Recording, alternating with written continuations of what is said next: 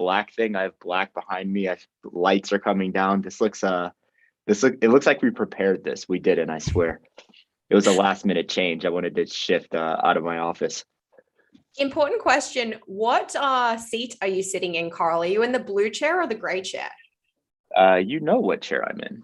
You're in the gray chair. Yeah, of course. Always. And I swear I have pants on. That I have. Can you move your camera back up, please? Seeing knees. Oh, that's fantastic. Well, guys, I guess enough silly business. Let's get into our topic of conversation, which is long-term program design. And we're going to break down how to design a goal-driven training year.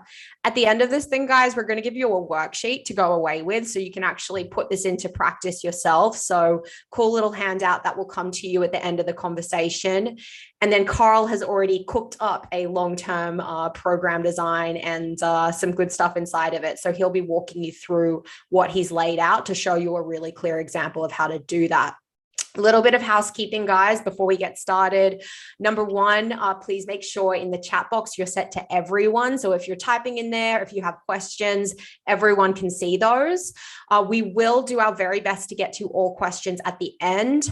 We probably won't be answering a ton of questions as we go through the presentation, just so we can keep on track and keep flow. But if anything urgent pops up, we will make sure we get to it.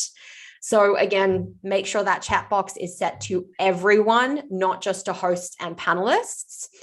And then finally, guys, we love to connect with you guys on social media. We really do. It's nice to continue the conversation after the webinar. So if you could, take a photo of yourself listening to this webinar of the screen, maybe a little selfie, show us, your cat or whatever else is going on in the background. Tag at OPEX Fitness, and then you can tag Carl and I as well. We'd love to chat offline, hear what you thought, and be able to repost you on the OPEX Fitness account as well. So please go ahead and do that after the call or during the call. Anyway, let's get into the conversation today. So long-term program design, you guys know what you signed up for, but just to set the tone, and my screen has done an interesting little freeze here. Oh, here we go. The slides are already misbehaving, Carl. Hopefully, hopefully we can get the animation to work like we want it to. But just to run through the agenda so you guys know what to expect, we will be going through a glossary of terms. We do have a lot of first-time listeners on this call, Carl, and at OPEX, we use a little bit of OPEX jargon that might not be familiar to everyone. So we will make sure you guys understand what we're saying. We're going to lay out our goals. So we've set some goals for this example that Carl's laid out. We're going to show you long-term planning, short-term planning, and then daily planning or program design. And again, this is what you're going to come away with, the worksheet for you to actually go and be able to do that yourself with your clients. And then at the very end, we'll have time for some Q&A. You ready to go into it, Carl? Yeah, let's roll. All right. So our glossary first. Want to knock through this nice long list of words? Yeah, set your timer. I'll try to get through them in 60 seconds. Yeah, I'll be really short here, guys. The goal of this is so we're not talking over people's heads, so you guys know exactly what we're talking about when we lay out these long-term, short-terms, and daily plans. So starting with long-term planning, those are just macro cycles. So think about you're looking 12 plus months out. Short-term planning, where those are just mesocycles. So think anywhere from 4 to 8, sometimes up to 12 weeks of actual cycles of accumulation, intensification, so on and so forth. We'll get there in a second. Daily planning, that will be a microcycle. So that's what you're doing day to day inside of a mesocycle. Periodization, just think of progression, or you hear the term a lot, progressive overloading. That's kind of the goal and why we lay out a periodized program to get better. Accumulation, that's a phase of training. So that would be inside of short-term planning. And that's some characteristics of accumulation are higher volume, lower intensity. Intensification is the opposite. So it's lower to moderate volume and higher intensity. And we'll talk about this when we get through our plan specifically, but those things are relative, right? Like high and low volume and intensity are all relative. Deloading, that's another phase of training, which is just resting and recovering from the work that you're coming off of or the work that you're going into. FMEs, this is what we use at OPEX as fitness monitoring exercises. These are exercise specific assessments. So think about 1RMs, 5K rows, so on and so forth. Those are FMEs. Now, gain, that's the CP ATP system. So think about doing resistance training. We call that OPEX gain. OPEX pain, that is the anaerobic system or unsustainable energy system training. So anaerobic, unsustainable. Sustain is aerobic and sustainable. Now we're going to MAP. So MAP is maximum aerobic power. So that is our aerobic progression, and it's characterized by going from long and slow to short and faster. Now these next few, anaerobic alactic power, anaerobic alactic endurance, anaerobic lactic power, and anaerobic lactic endurance. These are our anaerobic progressions, and these are characterized the opposite of our MAP progression. So here we're going short and fast, and we're going long and slower. I know that kind of people are like, what does that mean? Why would you go slower in progression? If you think about going as hard as you can for 10 seconds, you're naturally going to just be at a slower rate if you were to extend that 10 seconds out into 2 minutes. So you're going longer and slower. And I'll end it there. I think that was probably 98 seconds. So not quite 60 seconds, but guys, if we lost any of you throughout, Brandon says 3 minutes, that might be more accurate. If we lost any of you throughout those definitions and you see the words pop up again, feel free to go ahead and ask them in the chat box, and we will, hit back on them so you can stay in the loop as Carl is walking through our long-term planning. But just do know that if these words didn't make sense out of context, as we start to actually get into the example, I think they will make more sense once they are in context. So first up, we're going into our goals. So we sat in front of the whiteboard, Carl, and we came up with these 3 goals for our example for long-term planning. Explain them to our listeners. Yeah, I think they're pretty obvious when you look at them, right? It's like, we're back squatting a 1 rep max. Obviously, that looks like putting a lot of relative load on the bar and going from knee flexion to knee extension with that barbell on your back. Our pain goal is a 500-meter row time trial. For anyone that is on this call that has ever done this FME, it is it's brutal. It doesn't feel good, right? It doesn't feel good at all. And then finally, this is just a classic OPEX test that we use in our OPEX work assessment. And this is a 10-minute assault bike for max cals. And to be quite frank, we made it a little bit easy on ourselves because these 3 have similar characteristics, as they all include high power for the specific energy system train. So that allows us to, lay out this long-term plan, and you guys will see when we get there, it kind of, it's a very obvious progression that we're laying out here because we're moving toward these 3 goals in each one of those energy systems. Beautiful. Thanks for laying that out, Carl. And just very briefly, I think Zoom changed up some settings on us. So I know you wrote a little reply in the chat box, Carl. It only went to hosts and panelists, so you may need to actually adjust yours to everyone, which did not used to be the case, but now it is. Oh, wow. Okay. Yeah. Zoom. Yeah. It used to be just like panelists and everyone. Okay. Yeah, they changed that up. So I've just been talking to Georgia. Sorry, guys. I was interacting with you guys. Well, now we know from moving on. So let's get into the long-term plan. So we've got one of these little squares filled in, and as you walk through them, Carl, each of them is going to magically fill in. If my slides agree with me, we'll see. But walk us through what's happening here and what everything means. Yeah, just globally, before we get in those specifically, the goal here is to give everyone an idea of what we are considering generally when we build a long-term plan. So you guys will see that there's spaces that will be filled as Georgia does her super neat Google Slides thing.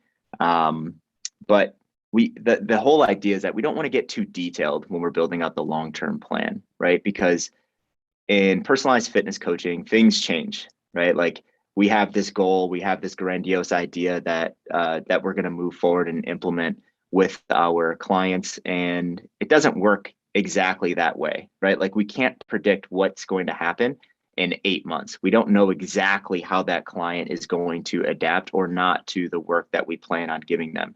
So the goal in long-term planning is just to lay out a very generalized skeleton. So just to give you guys a time reference, in building a long-term plan, this shouldn't take 30 minutes. This should take 10 minutes max. So just to give you an idea of like, hey, all this information is in my head. I need to start in week one, but for me to effectively start in week one, I need to know what I'm working towards. So that is the whole goal of building these long-term plans. So what we want to look at in each one of these little boxes is how long will each short-term plan be. So each one of these little boxes is its own little short-term plan. A bunch of short-term plans make up a long-term plan. So this is the long-term view, which has a bunch of short-term plans inside of it. So we want to look at how long that will be. We just use weeks 1 through 6, weeks 7 through 12, so on and so forth as we get through here. We want to look at what types of short-term plans will we be performing. So that's accumulation, intensification. We're not going to get into pre-competition phases and competition phases today, but those are also a part of that. And are you deloading in that short-term plan? We want to look at what types of OPEX gain, pain, and sustain work we'll be doing. So in gain, when we look at the cycle type, that's going to be indicative of what we're doing in resistance training. So if I say accumulation, you guys should automatically think, okay, volume is going to be relatively high, intensity is going to be relatively low. So when you see accumulation, you know that you're not going to see cluster sets at 90% of 1 rep maxes. You're not going to see 2 rep maxes inside of that phase of training. So the gain is indicative of, or what we're doing in resistance training is indicative of the type of cycle that we're going through. Next, when we look at pain and sustain, we're just giving an idea of what this looks like. And I know that you guys aren't all CCP coaches, so I'll do a quick little overview of what progression looks like. So remember, I said in sustain, we're going long to short, slow to fast. So when we say map 7, that is on the longer side. We only go up to map 10. So when you think map 10, think of 60 minutes at a very, very easy pace. When you think of map 7, think about around 10 minutes at a tougher pace. When you think of map 1, think about 30 seconds at a fairly tough, sustainable pace. You're resting 30, you're going. So we've probably all done 30-30s before. So when we go map 10 to 1, we're going long to short, or we're going easy to hard. So I saw the question to the side, what is map 7? So map 7 just means that we're doing about 10 minutes of work, and you'll see that once we get to the actual program design there.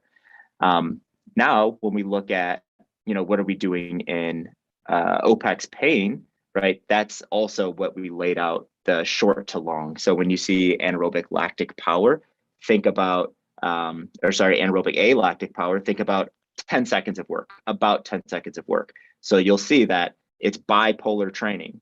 We shouldn't be doing 5 minutes of aerobic work at a very tough pace, along with 5 minutes of anaerobic work at a very tough pace. We're just not going to be able to recover from that. So I'm not sure if you guys are familiar with a polarized method of training, but that's something that we lean heavily into. We don't want to be cross-referencing or crossing over in energy systems when we talk about maximizing those energy systems. So that was a very long explanation, but I think it's important to kind of wrap around, hey, this is what is inside of a long-term plan. So I think the best way to move forward with this, Georgia, if we could just click through all of these, and then I'll give a more global, like weeks 1 through 27, you'll notice this, and then weeks 28 on look like this. Sounds good. I'll make them all pop up, okay? All right, cool. Boom. All right, so I'll be quick here. So for purposes of the goals, we are base building for the first 26 weeks. So that first row that's weeks 1 through 26. And you'll notice that we're doing anaerobic alactic power into anaerobic alactic endurance. So just kind of imagine in your head that work looks like 10 to 20 seconds of anaerobic work for 26 weeks. So we're not extending this thing out. We're not doing 5-minute really tough pieces. We're base building in terms of anaerobics. Why are we doing that? Remember, we want to use a polarized method of training. Look above, what kind of phases are we doing? We're doing accumulation phases here. So the goal here is to build a bunch of volume, build a really good base, not only in energy systems, but also in resistance training.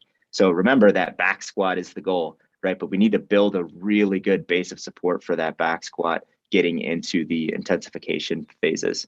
What we're doing in MAP work is we're doing MAP 7 to MAP 6, a MAP 7 to MAP 6 progression. So in your head, just imagine 10 to 5 minutes over 26 weeks. So we're progressing from 10 minutes on the assault bike down to 5 minutes on the assault bike. And what's happening as we progress, we're getting faster. So the RPM is increasing while the time decreases from 10 to 5. And then you'll notice in the bottom row, we're adding intensity from week 27 on. And you'll notice that there's a deload sprinkled in as well there. So intensity, again, is relative. So we're going from anaerobic lactic power 1 to anaerobic lactic endurance 2. So now imagine, right, we're on the rower, we're doing 20 seconds of really hard work for weeks and weeks and weeks, and then we're progressing that to 2 minutes of really, really hard work on the rower for weeks and weeks and weeks. So anaerobic lactic power 1 to anaerobic lactic endurance 2. In OPEX sustain or aerobic work, we're going from MAP 5, and this is where it's going to get a little bit weird. We're going from MAP 5 to MAP 5 plus 7 minutes. All right, so try to bear with me here. So the client's gears are already built. So this client is someone that's been training for a decade, right? They've been going through resistance progressions and aerobic progressions and all that for a decade. So they know and they understand all of their gears. Because we're training to improve a 10-minute assault bike, we went from 10 minutes in accumulation 1. We progressed all the way down to MAP 5, which is 3 minutes of work. And then the goal there is to build in time while maintaining that MAP 5 or 3-minute pace intensity. I don't know. I think when I'm talking slow that I make more sense, but we're building from 3 minutes. Like imagine going at a high sustainable rate for 3 minutes, resting 3 minutes and doing that for 5 sets, right? That's tough, right? Now imagine coming into the gym 2 weeks later and you're doing 4 minutes at that same pace. So now we're kind of breaking the MAP continuum rules, but it's okay because this person that we built this long-term plan out already has their gears built, and we're trying to improve a 10-minute test. I hope that makes sense, guys. If it didn't, we can ask some questions in the Q&A. Chris Bates says it makes sense. So let's hope everyone's on the same page. Brandon. I think Brandon's got it. I think we're going to be okay. What? Anything else to add on your side on the long-term plan, Carl? No, just I know I started that with keep it really simple, and then I went into all of these explanations on what I laid out and why, but they're just principles. That's what's important to understand. Once you understand the principles, that would have all made sense, right? I know we have a bunch of CCP coaches on this call, and it's like we're just speaking the same language. I'm saying MAP 7, they're automatically thinking 10 minutes, but for our non-CCP coaches that are on this call, it seems really difficult right now, but they're just principles. And once you understand those principles, it'll be a little bit easier to lay out that long-term plan. Definitely. And I think just emphasizing the importance of the long-term plan, especially when you've got these specific goals that sit at week 53 that you're trying to work towards. If we don't have something like this laid out, and if we don't take that 10 or 15 minutes to put this plan together, you can't expect that 6 or 7 months into the program, you're going to have magically remembered exactly what that client needs to be doing at that time to be on track to hit their goal at month 12. So it just sets people up to be successful and to actually reach their goals. And it helps you stay more efficient and organized as a coach, because when you have a full client load, again, it's easy to think, I know what we're working towards, but that can get forgotten and just lost in the shuffle of the week to week. So a little bit of extra time doing long-term planning on the front end really pays off when it comes to efficiency as you get into the actual designing. All right, short-term plan time. All right. I know we have some questions popping up. We'll save those, guys, just to make sure that we have enough time to get through the content. We'll get through the content, and then I think we'll have plenty of time on this one for Q&A. We will indeed. And just Natalia, so you know, we will send out the recording to people who have registered. So you'll be able to watch the end at the end. Awesome. All right. All right. So let's dive into short term. So this one gets a little weird, right? Because we said short term, and you're seeing like Monday through Sunday on the screen. So you guys might be thinking, oh, isn't this daily planning, or isn't this microcycle planning? And no, it's not. We're actually building what's inside of a specific short-term plan. So you'll notice that in this view, you're not seeing back squat, row, assault bike, bicep curl, all that stuff here. You're just seeing what the goal and what the plan is for each specific cycle. Let me know when you want the magic to happen, Carl, and I'll fill in the blanks. Let's create a little bit of suspense. Let's go now. All right, so so how we have this laid out is we have cycle type, and then you'll see that we have the specific work laid in under the cycle type. So what I want to do is I just want to walk through each cycle type specifically. So accumulation 1, that's week 1. And then when we go to cycle type 2, that'll be an intensification phase, and that's week like 55 or 52. So just to give you guys an idea of how the program or how the plan can change over, quite frankly, an entire year, but yet it almost stays the same in terms of what the split is. It's just the intention of what's happening inside of that split changes. So the blue highlights are priority days. So we laid out Monday, Thursday, and Saturday as priority days. Why, you ask? So we lay out those as priority days because those days are either coming off of a rest day, so the person is at their freshest, or they're going into a rest day. And I like to put anaerobic work going into a rest day, not coming off of a rest day, because doing any work after an anaerobic session is just absolute trash for most people. So I like to have that rest day after that. So I will walk through each one of these. This will be fairly quick. Monday, because remember, this is an accumulation phase. So Monday, we're focusing on the squat, and we're focusing on it in a high time under tension area. So when you think of high time under tension and what that means, just think about, going down in a movement, pausing, coming up in a movement.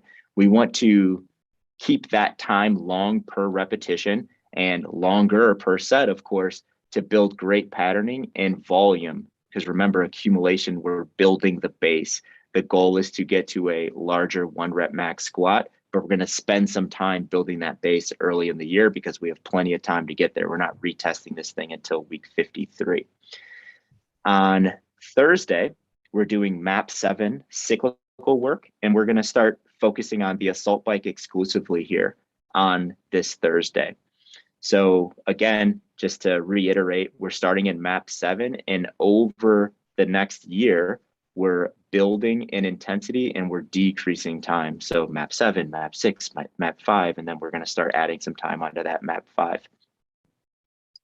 On Saturday, we're doing some MAP 7 cyclical work, and we're going to do that in a varied setting. So that just gives this person another opportunity to get some more aerobic work in. So obviously we have the active recovery on Wednesday, where we could do some really good MAP 10 or really easy work, but I want to do some really specific MAP 7 cyclical work as another opportunity to build that aerobic base, because there's some carryover from doing some, easier rows, and there's some carryover from doing some easier runs on the, assault runner that can actually carry over to building a more robust muscle endurance profile for the assault bike. So that's what Saturday is laid out for.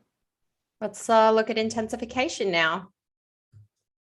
All right, so you guys will notice that now we're in intensification 4. So this is that cycle that's ending before we retest. And you'll notice the split is exactly the same. And you'll notice that we're using a pattern-based split here. So we're still squatting, but the intention on why we're squatting is different. Now we're focusing on intensity. And you'll see that when we lay out the program. You'll see the differences between the high time under tension squat versus the intensification squat. On Thursday, we're doing MAP 5 cyclical, and this will still be on the assault bike. And this is going to be at the person's most intense, and they're going to have built the most volume at this point at that intense RPM. So essentially, this could be kind of looked at as a pre-competition phase if they were going and they were hitting like the 1 rep max back squat, the 500-meter row, and the 10-minute assault bike for max calories. They're getting ready for that. So this person, remember, MAP 5 is 3 minutes of work, and we've added over this cycle, we've added 7 minutes. So right now they're doing 10-minute assault bike intervals at very tough paces. So when they jump on that assault bike next week, they're going to know exactly what their RPM needs to be. They're going to know exactly where they need to go and how this thing is going to feel. So we're essentially doing the same thing as the test on this day. And then finally on Saturday, we're continuing the anaerobic build to prep for the 500-meter row time trial. And we added a easy cool down / blood flow post session for recovery purposes. So you'll notice over this year, we've deprioritized that MAP cyclical varied piece, and we got really specific in this cycle, and we're working exclusively on that row piece. And the reason why we're not doing multiple aerobic, high intensity aerobic days and multiple high intensity anaerobic days is because recovery is now going to be an issue. Remember, Monday is a priority day and we're working on the squat. Just imagine if we went Monday squatting, Tuesday assault bike cyclical. Imagine what the quads are going to feel like on that day. They're going to feel like trash, right? So that's why we have to identify those priority days, and we can't shove too much inside of those priority days. So when is a coach sitting down to design these short-term plans, Carl? Is this happening at the beginning of the year, or are you doing it cycle by cycle? Yeah, definitely. So now that we have the long-term plan in front of us, right? So the way that we build it in Coach RX, right? Like we start with the long-term plan and then you almost leave it, right? It's like, this is the long-term plan. I don't care about week 36 until I get to week 36. So we're not building these specific short-term plans out until we finish the previous cycle or the previous short-term plan. So it's not on the fly, Georgia, as you know, but it is congruent, right? It's like I finished this, now I go on to this, because that's that opportunity where we have to make some shifts. Definitely. Schedule shift, priority shift, lots of things in life shift. So yeah, letting this happen cycle by cycle is important. Just wanted to hit on that. Any other pieces on short term before we get into daily planning? Nope, not at all. All right, let's jump into the exciting stuff, the program design. Yeah, I don't want to spend too much time on this. I just wanted to build this out on these priority days so you guys can have an opportunity to see where our heads were and to give you guys an opportunity to ask any questions based on what we laid out. So essentially, the accumulation 1 and intensification 4 on these 3 priority days, they're just showing exactly, they're bringing the things to life that we planned out in the long and short term plan. So you can see that we're doing some high time under tension squatting on Monday. You can see that we're doing some intensification or intensity squatting on Monday for the intensification 4. So it just gives you that idea of, hey, this is how a training program can look in an accumulation day versus an intensification day. Don't look at A, B, C, D as complete truth, right? Because it's challenging to come up with a training program for a person that doesn't exist, right? An individual design, and that's why I keep hedging and saying it's all relative. Intensity is relative, volume's relative. We can pluck one of you guys out from this webinar, do an assessment on you, and your accumulation 1 will look completely different, even if the goals were exactly the same as the 3 that we laid out. And then we did the same for Thursday as well as Saturday. All right, so that is our daily plan and the program design itself there. So before we wrap up the conversation around long-term planning and really get into questions and answers, because I know there are a lot of questions that have rolled in, Carl, I just want to take things a little bit personal and hear a little bit from you about your coaching journey. I mean, you sit here now as instructor of CCP, as CEO of OPEX, but could you share with us, how did OPEX impact your experience and career as a coach? And why are you where you are today? Oh man, that's a big one. Yeah, it's a big one. I'll try to keep it short. Before I knew who the heck James Fitzgerald was and what OPT CCP was, I was doing a lot of things that James Fitzgerald had already done. Right, I was going through a lot of the same education. For context, I met James Fitzgerald through Charles Poliquin, and this was back in 2007, 2008.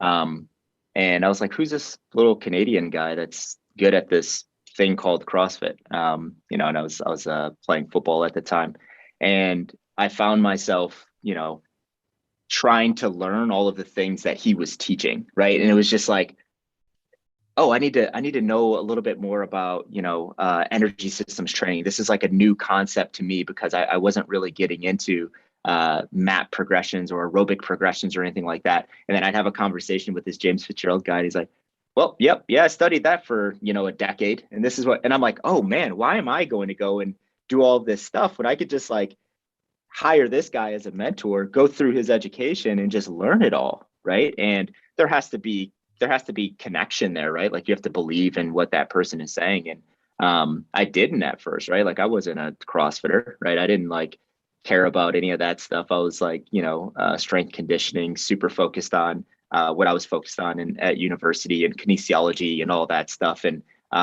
yeah, James and CCP just totally changed my outlook on how I looked at fitness as a 22-year-old, 23-year-old. And it was happenstance, right? I was just lucky to run across it. And I said I'd keep it short, but obviously I'm not. So it went from searching. I was just like a searcher of information, which is kind of still me.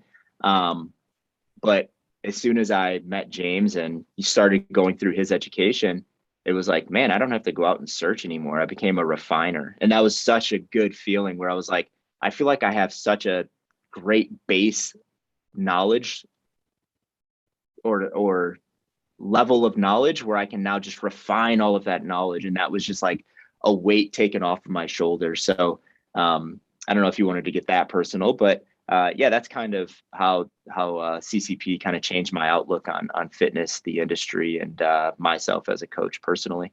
No, I appreciate you sharing that, Carl. It was something I was reflecting on as we were putting together this presentation. And guys, I'll send out the worksheets very shortly, but I was thinking about my, journey through CCP and why I am where I am today as well. And I'll share that very briefly. Under 60 seconds, I think I can do it. But the thing that like really stuck out and connected to the long-term planning piece was the fact that a lot of the clients that I have today were actually people I onboarded during my final project when I went through CCP back in 2017. So these are people that I've been working with for like 3 or 4 years now. I coach some of their friends and family. You do a really good job and you create a great relationship and you end up getting that referral, which is the best thing as a coach. And I think I was good at relationships before. I was doing some personal training. I was working in a CrossFit gym and enjoyed the conversations and relationships that I had with people there. But I just didn't feel like they had the same longevity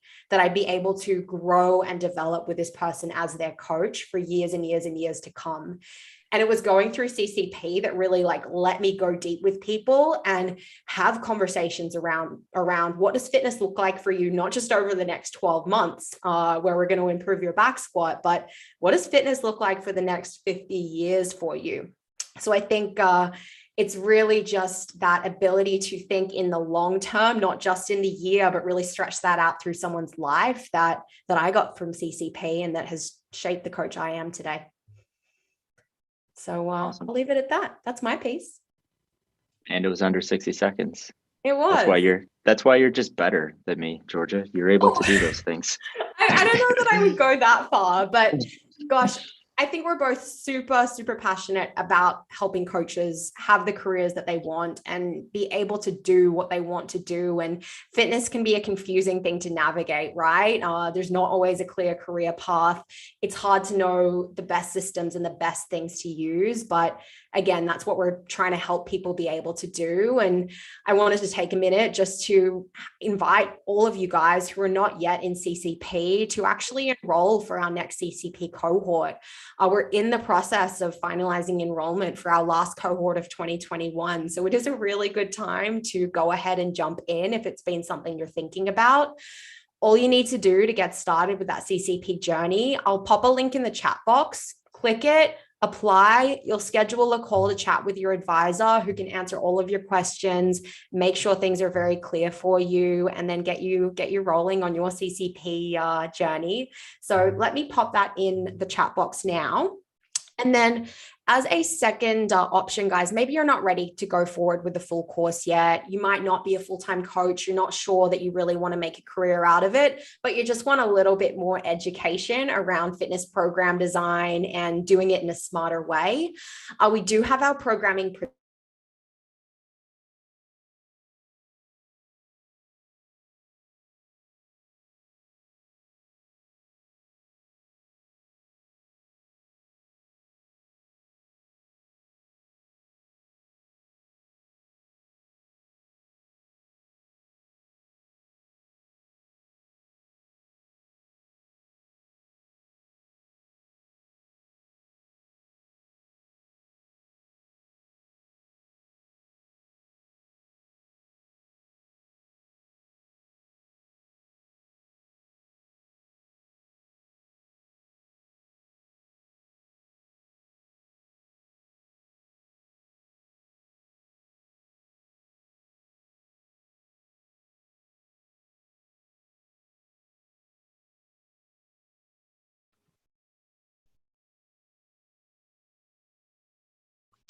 Hey, can you guys hear me? We good? Awesome. Yeah, I think we lost myself and Georgia. So I'm the captain now. I don't know if you guys have seen Captain Phillips. So I think she ended off on the programming principles piece. She dropped the link to CCP in, so definitely apply, guys. I think a lot of us have been in. Well, there's 200 people on this call. I think we're all in different places, but we're we're all in a place where refinement helps, right? So if you're not a CCP coach, I know we have a good amount of CCP coaches on this call. Apply, get on, learn more about the program, and if you want a quick hitter on program design, take our principles course. Let's roll into Q&A. I lost some of the previous chats, so if you guys could throw those back in because I got kicked out.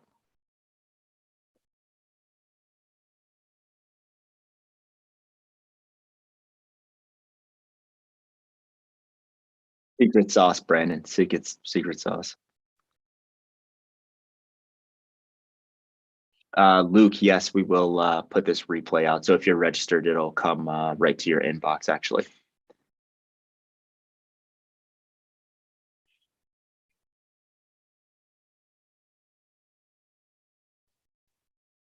Oh, good question. So Martin's question was, would you not have a retest at week 26 or so to see how things are progressing? Yeah, absolutely. So there's a couple opportunities for that. You can retest in an intensification phase, or you can retest in a deload phase. So just think about a deload as being top of the week. Hey, we're going to hit some FMEs maybe Monday, Tuesday, and then we're going to take it easy for the rest of the week.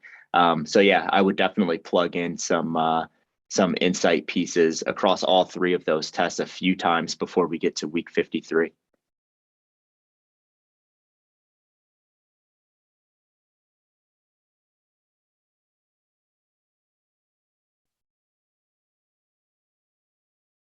Keith, I'll be really quick on it. It's fairly nuanced, but just think of map 10 as walking, right? It's like you go out and you take a 60-minute walk. That is map 10. sometimes called zone 1 training. So that's map 10. So the goal in map 10 before you start the map progression is that you're able to move your body in a sustainable way for 60 minutes. Once you get to that, now you progress down the map continuum, and that's where 9, 8, 7, 6, 5, 4, 3, 2, 1 come into play. So just the speed increases or the intensity increases and the time decreases over map 10 to 1. All right, looks like George is back. Let me figure out how to bring her back in.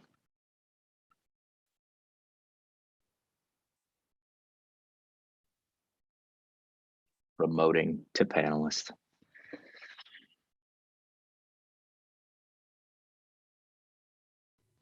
Hello again, everyone.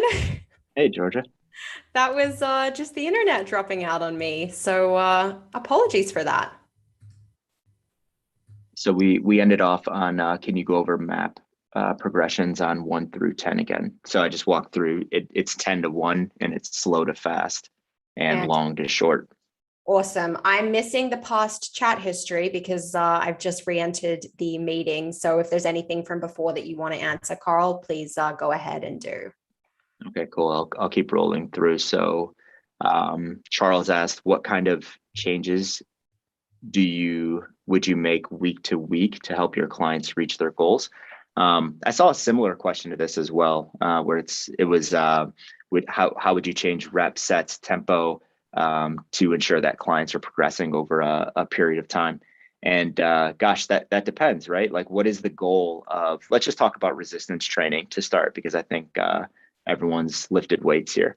The goal is we want to progressively overload musculature. If the goal is to get stronger or bigger, whatever the case is, we're thinking about progressive overload. So when you build accumulation 1 and you're starting at, 3 sets times 12 reps, right? What does week 1 what does week 2 versus week 1 look like? You can decrease those reps and increase intensity. You can keep those reps exactly the same and increase intensity. You can increase those reps and keep intensity the same. So I just, laid out a couple different ways of what progression could look like for that person. It depends on where you're trying to get them, right? In principle, if we're trying to get people stronger, we should go up in intensity over time, right? The whole idea with exercise selection and what's the best exercise for people, we have to look at what are they capable of performing, right? We have to look at what are their goals and why are we doing this thing. I think on this call specifically, because we laid out 3 very specific goals, it was easy, right? It's like we want to make them stronger in the back squat, faster in a 500-meter row, and we want them to maintain a higher RPM over 10 minutes on an assault bike. But for most people, they don't have those goals. Their goals aren't that specific. They come to you and they're like, I just want to feel good, man. So it's like, do you really need to focus on progressive overload for 52 weeks with someone that needs to feel good? Probably not, right? So intention really, really matters. And in terms of how do you progress people, if their intention is to get stronger or faster, you look at what you're doing and is it working? Are they able to recover from that work?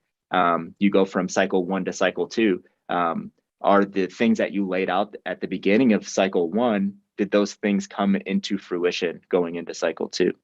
So, and I know that was a huge it depends answer, but it really does. It depends on what your goal is with that client, and it depends on what's working or not inside of that program.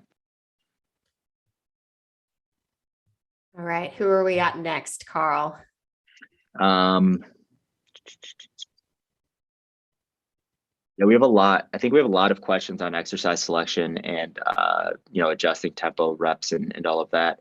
A little bit too nuanced to really, really dig into, but we've done some solid mini courses on exercise selection. So if you're a CCP coach and you're not in the membership site, get into the membership site and view those, because you get those for free as a part of the membership site. And for you guys that are not CCP coaches, get in CCP. That's good little reminder. Go click that link, guys, and apply. Yep. Another one, what does an active recovery session look like exercise wise? That's such a good one. I love this question. An active recovery session should be something that someone really enjoys. I think that's where I always start. It's like, what does someone really enjoy to do? because the goal isn't to get them into the gym another day, right? If someone really enjoys taking bike rides with their family, it's like that's what active recovery looks like for them. If someone really enjoys, challenging themselves and walking up the side of a mountain, that's what active recovery looks like for them. So start with, hey, what do you enjoy? Get that person away from that gym setting. I think that's always good, even midweek, to kind of just, hey, I'm going to kind of get out of there. I'm going to move my body in nature. And then obviously you have to look at what they're capable of. If someone can't swim, don't give them 25-meter swim repeats for active recovery. I know that's obvious, but sometimes you see that stuff. Do you want me to go to the next one? Yeah, please do. I'm trying to catch up. No, you're good. Yeah, I think we have plenty here. So Chris asked, would you say that showing some of the plan can increase the likelihood of going with you as a coach? So Chris, I think you're saying before they're a client of yours.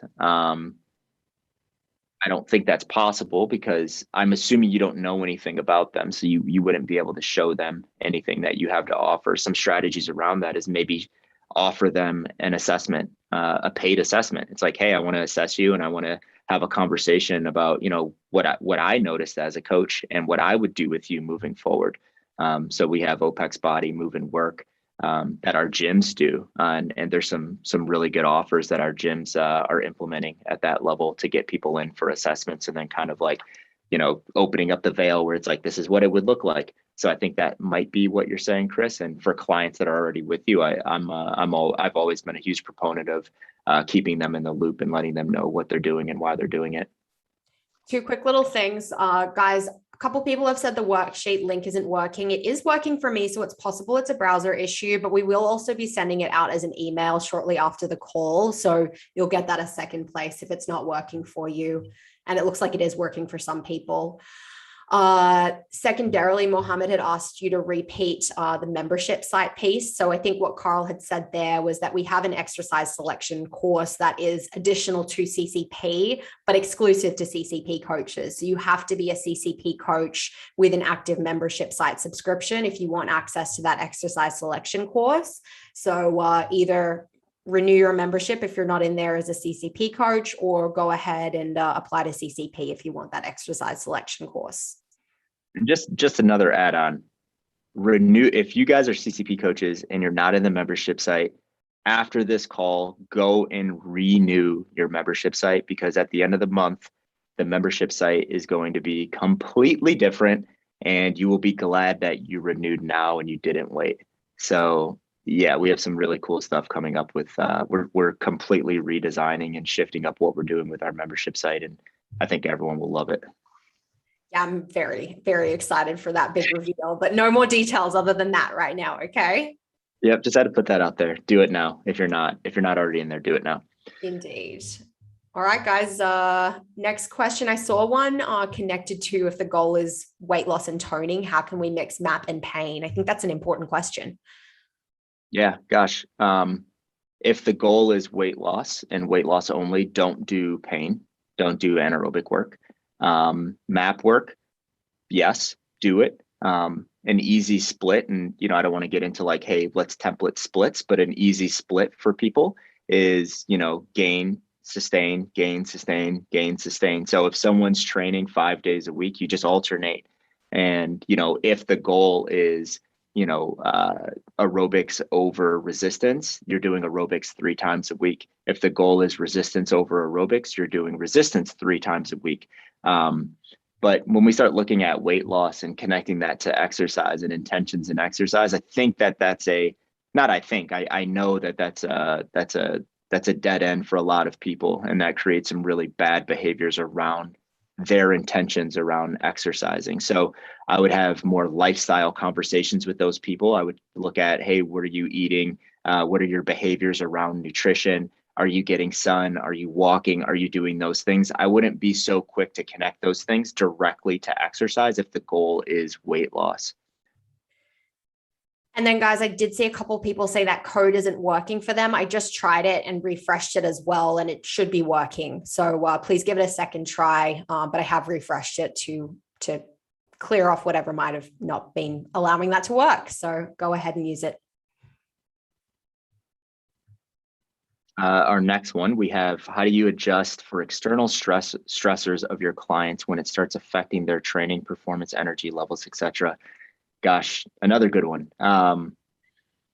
It's consultation, right? It's consultation. We have to understand what those external stressors are, and sometimes we can't alleviate those external stressors. You have to make changes in what you're giving them and exercise, right? It's like, and I know that's so like we all get that, right? It's like, what is exercise? Exercise is a stressor that we need to adapt to, that the goal is to adapt to it. If we have a lot of stressors in life and we have a lot of stressors in exercise, those things are going to clash, and that person's energy levels and performance and their mood and all of that will decrease. So it's always about finding that balance, right? If stressors are really high in life, and we saw this a lot last year, actually. Stressors were really high for a lot of people in life. And a lot of coaches came to the realization that I need to focus more on lifestyle, and maybe we only need to exercise 2 times a week, or we were at 5 times a week. Let's lower that down to 3 and focus on active recovery and getting sun, and sitting down and chewing your food with your family when you eat, little things like that. So I think it's always about balancing and figuring out, what can you control or what can you help them control. I saw a good question from Michael. I may be going a little bit out of order, but he had asked about if your client skips any training day, are you going to give them the same training from the skip day, or are you going to still keep the training schedule? I get that question a lot on Instagram from CCP coaches. So Yeah. If we're asking that question, I'm not saying you specifically, Michael, but if we're getting that question, that probably means that we have clients that consistently miss training sessions. So instead of asking, what do we do with that training session, I would take a step back and ask, what do I do with their training schedule, right? Is that someone that you're trying to fit into this bucket of 4 or 5 times a week and they can only do 2 or 3 times a week? So if it's very consistent, change the training schedule, right? Like take a day away and have that conversation and be like, hey, I want you to be 90% compliant. And I'm just throwing that as a bucketed goal. I want you to be 90% compliant. Right now you're 60. I think by us taking a day away, we can get closer to that 90 to 100% compliance. And then once we show consistency there, let's add another day. Life is clearly stressful. You don't have time, blah, blah, blah. If it's one-off, I definitely wouldn't progress on something that wasn't done. So it'd just be a nice little slide to the next week in Coach RX, and maybe everything around that progresses. If it's one-off, but that day just doesn't progress, because remember, progressive overload, if that's the idea and we want to make people better, we have to do the work prior to get to the next piece of work. If you're working with general population clients and you're like, hey, I just want to move, it's like, cool, we're just going to move, but in the same way that we intended to last week. Chris Bates had asked, at what level do you show, reveal, walk through the yearly and daily planning to clients? So like I would say, I would say the monthly consultation prior to that cycle, or the monthly consultation the first monthly consultation after they began that cycle. Perfect. There was a good one in here from Kyle, I think, as well. What about the look good, feel good clients? What does a year plan look like for them? Is it necessary? Would the approach be more assess, prescribe, reassess? I mean, in that language, assessing and reassessing, you're already saying that it is needed, because you're going into that with an idea of what you're assessing. If you're just like, hey, we're just flowing cycle to cycle, we're not doing any assessments, we're just rolling, it's like, okay, yeah, I can get that. But if there's any idea of assessment, you have to understand what you're assessing, what you're reassessing. So a long-term plan doesn't have to be 12 months. What if that long-term plan is a quarter, right? What if it's 3 months of long-term planning with that look good, feel good client? Because I don't care if someone wants to look good and feel good. They have goals, right? It's like, even if those goals are looking good and feeling good. So just imagine the things that we put in exercise specific. What if we had some lifestyle long-term plans, right? Where it's like, what does looking good actually mean to you? And in our notes, we wrote in like, hey, we want to go from, going from 6 to 7 hours of sleep to 7 to 8 hours of sleep. That's the goal. So yeah, I do think that long-term planning is necessary. Long-term, just with everything, is relative. And if we play that James calls it the dance with clients. If we play that dance with clients and we're like, cycle to cycle, we're just going with the flow, you're going to get to a point with that client where they're just like, I think I could just kind of do this on my own. I feel like we're just going with the flow. I don't feel like we have any plan. I don't feel like you're really doing much but giving me A, B's, and C's on a daily basis, because that's what it will end up being. We do have a question from Keith that I'm going to answer quickly. He asks about CCP for coaching staffs. He's got 5 coaches. Go ahead, Keith, and apply and book a call, because we do work with gyms that want to put groups of 3 or more coaches through to figure out a rate that works for the group. So please go ahead and apply, and we can have a conversation about what would work for you guys.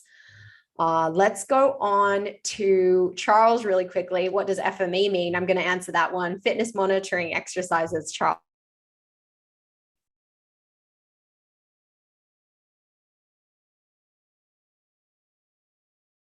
Did we lose Georgia again, or is that me? Is that me freezing? I think so. I thought so. Do you want to jump into Kirill's question? The good numbers of gain, pain, sustain session per week? Okay, how to know good numbers of gain, pain, sustain per week for this or another athlete. Similar goals.